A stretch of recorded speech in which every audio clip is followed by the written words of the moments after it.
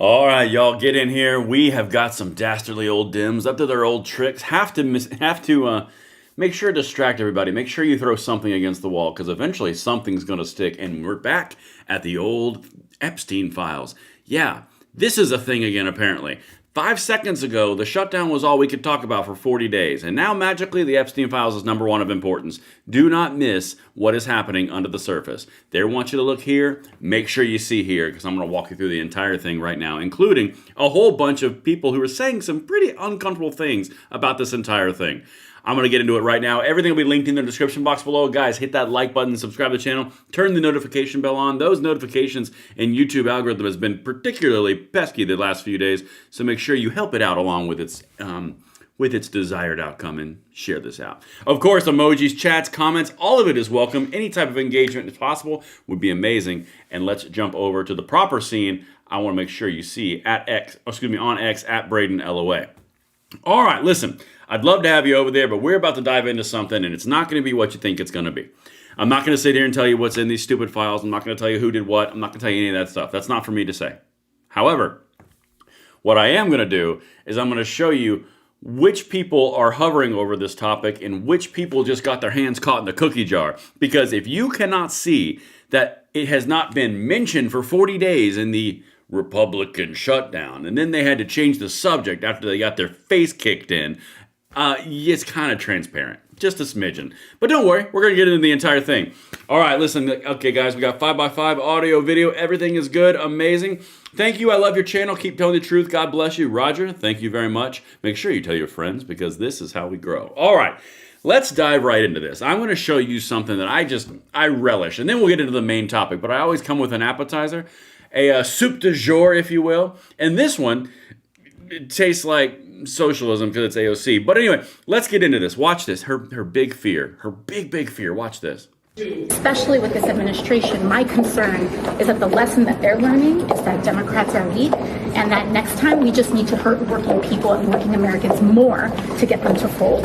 And I don't want them to learn that lesson, and I want us to be a party that says we're going to get results for people. All right.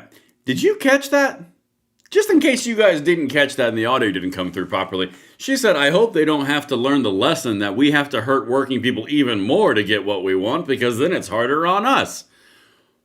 Whoa, sociopath for 500.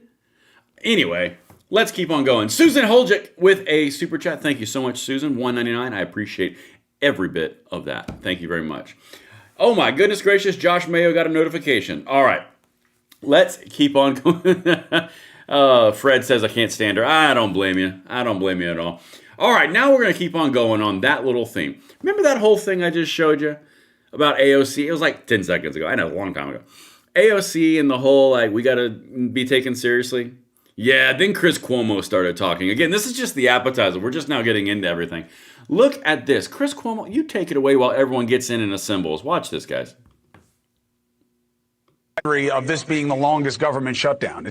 That's a regrettable history. I think this is an historic moment for another reason. I think the Democratic Party, as we know it, is about to end. I think that this is the birth of the new left. I think the reason that you see so many high-profile Democrats, especially in the House, accusing the Democratic senators for ending the shutdown of basically being traitors. Did you hear AOC? She was literally accusing them of like a conspiracy. And she said, in exchange for nothing. It's really interesting to me. It makes so little sense. All right. Fair warning. We're about to crack open a conspiratorial bent of Chris Cuomo. But before we crack that open, I just want to say something really quickly. It's the death of the Democrat Party and the birth of the new left? Well, where have we heard that before? Y'all, I'm telling you, this stuff that you're watching right now is history in the making. You are watching the far left progressives rise from the support roles in the Democrat Party to try to take over the entire thing. I'm going to say it forever because it's happening. People are actively saying it. Chris Cuomo literally just said the death of the DNC. Y'all, and we're not even to the main point of the video yet. This is just the appetizers. All right, let's keep on going, Chris. Take it away. Explain, again, I told you, we're going to get into conspiracy land real quick, but Chris Cuomo has a very interesting theory. Loving the emojis, keep those going. It keeps the world going around. Get it, Chris? On the merits, that I have to believe it's a ploy. Why? Well, look, forget about the tricky bit of arguing we should have kept going with this when there are thousands of federal workers and their families not being paid, millions of people in need not getting full SNAP benefits, all the stuff going on with the flights. That's not an easy thing to want more of. So was there some deal on the table that we don't know about? Was something getting close that they know that we don't? Because if that's not the case, and we're about to talk to somebody who absolutely knows if it were the case, certainly better than AOC or Jeffries would, because he's one of the Senate Democrats who was part of this process. If that's not what they know, then what this really is a line in the sand for them, that we're not with them anymore. And that's why the vote will be somewhat telling also. We've never seen this. All right, and this is Chris. He got there. He landed the plane eventually. This is a line in the sand. Okay, do you guys remember, come here real quick.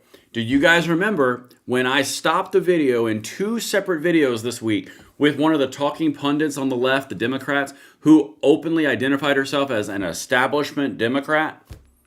The line in the sand. They're starting to identify themselves as different. That means there's a different outcome. There's a different ideology. There's a different branding. The only reason you offer a distinction to yourself is to get away from A, a bad one, or B, create a new one. It's the only reason you do it. But I'm glad Chris Cuomo's getting there. Democrat Party's dead. The birth of a new left and a line in the sand. Yeah. All right. Maybe I should have a show on News Nation. I don't know. I seem like I don't know. I kind of beat him to this. But anyway, let's keep on going. Happened before. Never. Okay? Not in the modern era. Okay? So capitulation on policy from the majority party in power when the government gets shut down, obviously by the minority, has never happened. I get why you would want to believe that something could happen, but with the absence of any proof, it only leaves you with one possibility, which is they want to divide the party. They want maybe to blow up the party, get new leaders in a new direction. I believe this could be the moment that the populist movement, that is a reaction to MAGA, which I've been calling mega.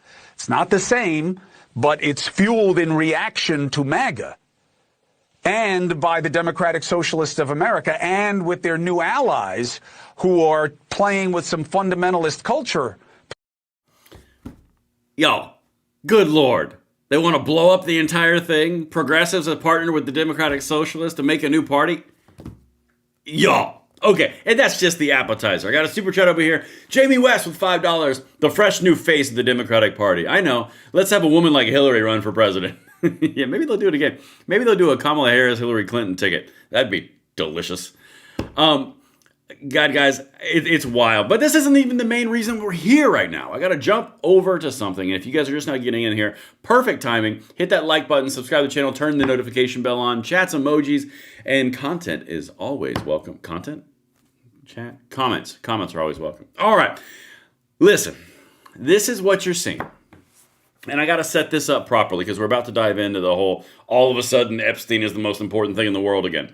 Again, there's a reason. Okay, I'm not going to dive into what's in it, what's not in it. I'm probably never going to know objectively, but I can tell you what they're doing on the outside. So let's look at that. So here's the thing.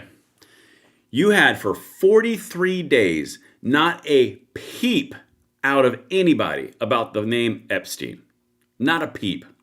Because it was all about the shutdown. It was all about the Republicans trying to kill people. They wanted dead babies in the streets. Not the abortion ones, just the regular dead babies.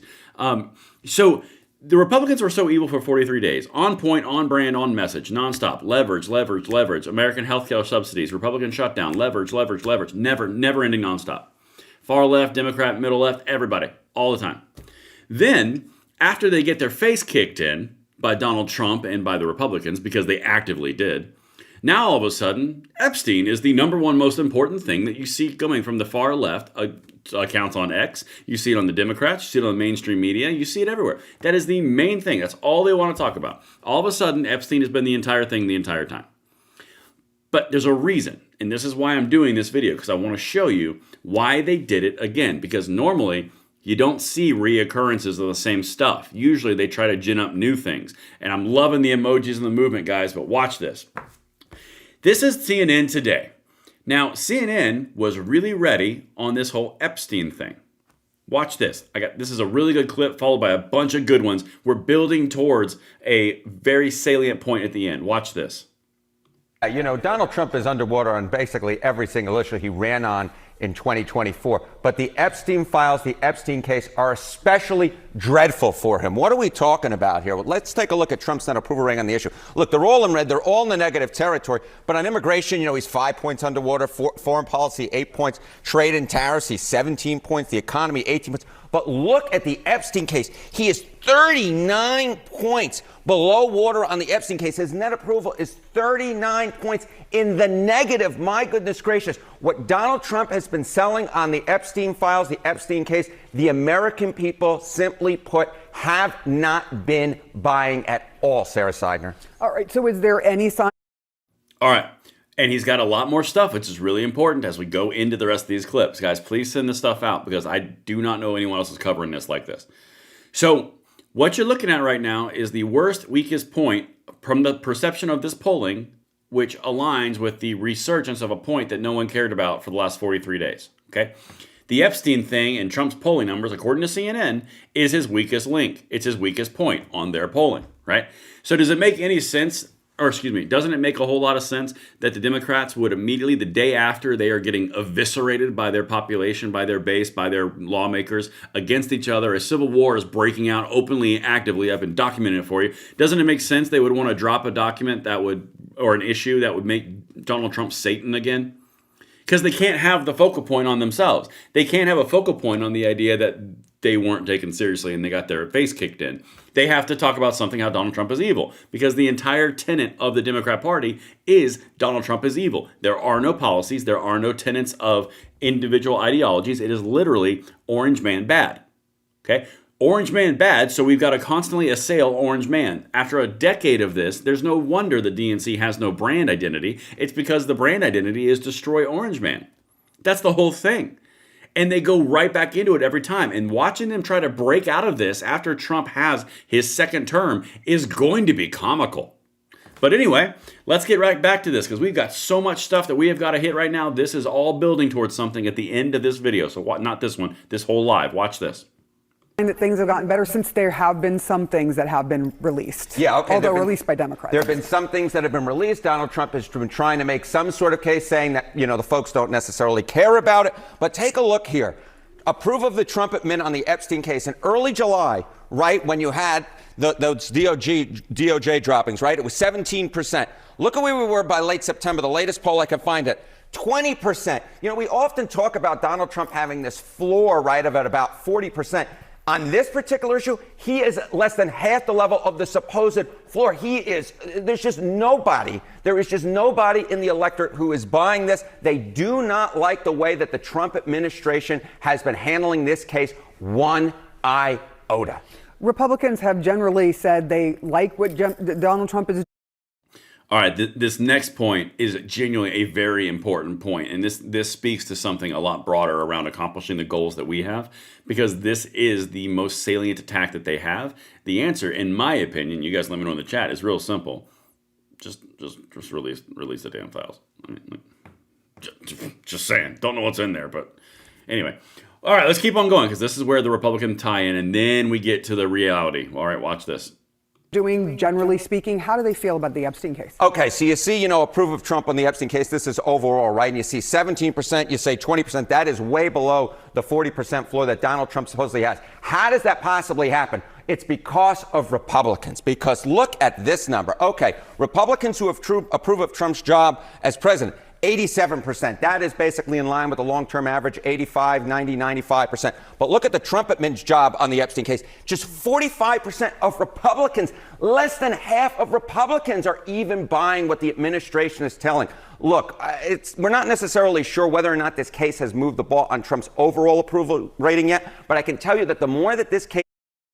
All right, that was really important And actually, I gotta let him finish that sentence. I've got a very good point, but let him finish that sentence. The more this case Cases in the news, the worse it is for Donald Trump, because simply put, it is his worst issue by far. All right.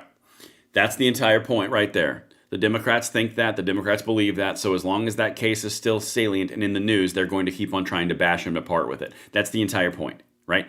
So even something else that he said right there, the Trump administration's numbers on this issue are his weakest numbers by far. And then he followed it up with, but it's not hitting his overall approval numbers. They just don't like that one issue, right? That's the whole point. It's all about Trump being evil. He is Satan, but all of a sudden, but does it really matter in the end? Again, according to the polling, not the justice part, the polling. So you have to understand where this goes. And now we go into the different aspect of this. And if you guys are just now getting in here, hit that like button because this is what's happening. Share it, comment, chat, emoji. Breaking. The official X account of the Democrat Party has deleted their post claiming President Trump spent Thanksgiving with Jeffrey Epstein in 2017. He was literally the president. You don't think someone would have noticed Trump should bankrupt the DNC for this. And here is I saw this actually today when I was doing some research for this. Democrat account, which is now deleted. Documents show Donald Trump spent Thanksgiving with Jeffrey Epstein in 2017. At the time, Trump was already president and Epstein was already a convicted sex offender. So they deleted that. That's the DNC. That's the point. They've got to do something to make him evil because they can't talk about how they just got their face kicked in. All right? Again, they're deleting content. They're just flooding the airwaves and throw anything against the wall that can stick. But here's a really interesting point of this, okay? This is where we start to tie all this stuff together in this live stream. I'm about to show you an interaction between Piers Morgan and Bill O'Reilly. And I think Bill O'Reilly does a really, really good job in this segment expressing something. And this is something that I've said from the very beginning of this entire stupid thing. Do you honestly believe, and you guys jump in the chat, the comment, the email, tell me over here. Do you honestly believe that after 10 years of demonizing this man, going through every single aspect of his life, every single bit of media coverage was like 95% negative. 34 felony accounts. Good Lord. 34 felony counts. All the different impeachments, all the nonstop scrutiny, and then a presidential, after all of that, with Kamala Harris, and they knew this the whole time and they just sat on it. Does that even check the basic sniff test? Or Occam's razor at all? Like the simplest solution is, the most obvious solution is the simplest, right? So why would they just sit on it? Wait till he's actually president? That doesn't make any sense at all. But anyway, let's keep going. This is kind of what he's going to hit on. Watch this. This is another bull. Look, everybody knows that the Democratic Party and the hate Trumpers want to tie Trump to Epstein. It's what they know. And this is the argument that was made, that we just can't throw all of the Epstein files or whatever they may be out to the public unvetted. This is totally unvetted. So today the White House said, look, what this Democratic congressperson is doing, we've already said. This is a woman who wrote a book, Virginia Giuffre, who's openly said, I have anything to do with Donald Trump. Now, you're not even going to hear that in the reportage on left-wing American television. You won't hear it. This is an attempt to smear Trump. And all the principles about Michael Wolff, his whole life is dedicated to hurting the president and his family. His whole life. Nothing has been vetted. It's all hearsay. And so I'm, as a journalist, I'm looking at this. This is a story? There's no story. It's already been denied by this woman she had anything to do with Trump. And that's where it gets really, really interesting. See that, guys? That's why I always look at the audio feed now. You guys are teaching me stuff every day. That's where this whole thing gets really, really interesting. So the very woman who is testified that Trump didn't do anything is the very email author that leaked today, and that was the big story because the DNC blacked out her name when they all knew it. It doesn't even pass the sniff test. But it's not about the sniff test. It's about politics. Just like the shutdown was about politics. Just like the ICE raids are about politics. Just everything. Burning cities down, all for politics. It's the whole thing. It's about their own brand. Anyway, let's keep on going. He really drives it home right here. I think this is good analysis. Let me know what you guys think in the comments. On the record, she wrote a book. And the kicker is that the Justice Department under Biden is 4 years to kick any of this stuff out. And they didn't, because there's nothing to it. If there were, the Democrats would have ran with it to destroy Trump against Kamala Harris. Right? So this is just garbage. That's what I feel. Yeah. It's garbage. Yeah, that's what. That's honestly the best thing about this entire thing is it doesn't make sense on its face. Why would the DNC sit on it? Okay, now let's keep on going. This is where the entire thing starts to tie together. This is Stephen A. Smith. This guy has started to make himself as a name in the Democrat talking head space. And people over here in the chat are saying they'll never release the files, and the reason they'll never release the files is because there's too many big names from the intelligence community. Maybe. I'm not in a position where I can say anything yay, nay, or indifferent, but I can tell you, obviously, the powers that be, there's something going on there. But the thing that the Democrats are trying to do, which is what I'm focusing on in this video, it's failing miserably. Watch this. It's so incredibly transparent. Like, everything they do is so transparent. Ladies and gentlemen, keep in mind that the Epstein files were in existence and free to have been opened during the Biden administration. You were there for 4 years. How come you didn't open it as a Democratic Party then? What am I missing? I'm not saying I know. It's a legitimate question. Maybe I don't remember the answer. Maybe my extraordinary producers should be able to help me during the commercial break. But from my understanding, the same files that were open or being open now with the 220 pages of documents or whatever it is, with various emails, that could have been done when Biden was in office. Well, why didn't you do it? All right. And the reason that this is important, I'm trying to build this together to bring this very important point to the end of this. I just showed you where we've been. I've shown you what's happening. I've shown you what Bill O'Reilly has just said. He is a commentator on the right. He always has been. He always will be. Stephen A. Smith identifies himself as a Democrat. He started getting into the talking heads, starting to get into the commentary, the analytical space. And to be candid, his delivery is really pretty good. And he does deliver a lot of pieces that are pretty powerful pieces. Some are still way off, but some are powerful. But he's asking a very valid question. If this was such a big deal, why didn't you open it in the Biden administration? If it was such a big deal, why didn't it come out in his felonious account or his felonious charges? Why didn't it come out throughout the entire campaign? Why didn't it come out in the Kamala Harris campaign? Like, it doesn't make any sense. But now, all of a sudden, after 43 days of saying absolutely nothing bupkis about it, now it's the most important issue in the world to the Democrats. And then they're deleting things that they randomly make up on a Democrat official account. All right, this is the point when he gets real fun. Watch this. If it's so important now, what were the Democrats doing at that particular moment in time? See, this is the kind of stuff that smells.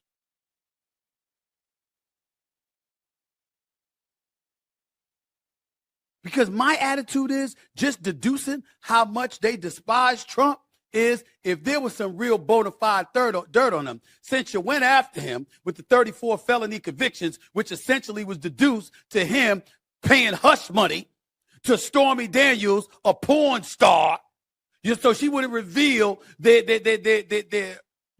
happenings with one another leading up to the election in 2016. Okay? If you had something like that you were willing to parade him through the streets with, of course, if you had something on him about Epstein, you'd have let it go earlier to make sure he didn't become the 47th president. That's just my thinking from a logical perspective. But what do I know? The most important thing about what he just said, and honest to God, I got one more clip after this, but this is the big point. Something smells. And that way, and what's wild about it is every single one of us knows something smells, whether it's the Epstein stuff, whether it's the border, whether it's the inflation, whether it's whatever, DNC, whatever it is. We all know something smells. That's why there's a complete and total distrust of our leadership in Washington, D.C. That's why there's a complete and total distrust of Congress as in its entirety. Because everyone knows that someone's lying straight to your face, and they think they're smart enough to lie to you and get away with it. And everyone knows it. And the big frustration that's building from a populism standpoint is all based on being lied to, feeling left out in the cold, and being a part of a subservient nature to the oligarchs in Washington, D.C. That's the entire thing. The left is handling it in socialism. The right is handling it in nationalism. You've got our own little factions on both sides, and they are absolutely going ham on it. You can name your creator. You can name your faction. You can name your following account. Each side has their own. And it's coming from a populism of distrusting the government because we've been lied to for so long. The DNC has it. The RNC has it. Trump did it. Biden did it. Obama did it. Clinton did it. Guys, this is it in a nutshell, and this is the most important part about it. We're going to save the country together, not because we put our faith in individuals and not because we put our faith in individual politicians. It's because we have a guiding principle of which we're going to save the country for. It's worth it. But what he's expressing here is something stinks. Bill O'Reilly says it. Stephen A. Smith says it. This is it. This is the whole point. It's an underlying issue. All right. Now let's get to this next piece, and let me know if you agree in the comments right over there. This piece is funny because CNN had to forcibly say to a Democrat representative that Trump actually didn't do anything, and watching her face at the end is funny. That mentioned the president, and we do want to be clear, the president, Trump, did not receive or send any of the messages, which largely predated his time as president. He's not been accused of any criminal wrongdoing in connection with Epstein or Maxwell. The White House that mentioned. All right, hold on a second. Let me bring that clip up because this is a really funny way to end this little segment. Oh man. That's the face that you make when CNN is calling you out on your BS.